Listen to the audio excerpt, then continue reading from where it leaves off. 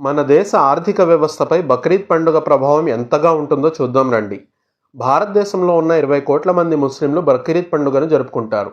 అందులో 10% మందే ఖుర్బానీ ఇచ్చారని అనుకుందాం. ఒక్కొక్క ఖుర్బానీకి అంటే ఒక్కొక్క పొట్టేలుకు కనీసం 10,000 రూపాయలు ఖర్చయింది అనుకోండి.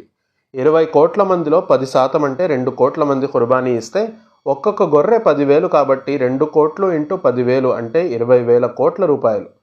ఈ పెద్ద మొత్తం వల్ల కలిగే లాభం ఏ ఎంఎన్సీ కంపెనీకో లేక చైనా కంపెనీకో చేరదు.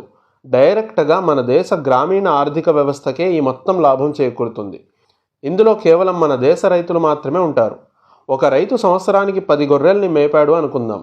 10/2 కోట్లు అంటే ప్రత్యక్షంగా 20 లక్షల కుటుంబాలకు ఆర్థిక చేయూత అందుతోందన్నమాట. అంతేకాదు, ప్రతి గొర్రె యొక్క మాంసం కనీసం 20 మంది పేదలకు పంచబడుతుంది. 20 × 2 కోట్లు అంటే 40 కోట్ల మందికి ఈ మాంసం చేర్చబడుతోంది. ఇది పంచేటప్పుడు వారి మతం, వర్గం అనే వ్యత్యాసం చూడబడదు కనుక కులమతాలకు అతీతంగా బక్రీద్ రోజున 40 కోట్ల మందికి పరిశుభ్రమైన తాజా మాంసాహారం అందుతోంది. దీన్ని బట్టి చూస్తే బక్రీద్ సందర్భంగా 20,000 కోట్ల వ్యాపార లావాదేవీలు జరగడంతో పాటు 40 కోట్ల మందికి ఆహారం అందుతుంది.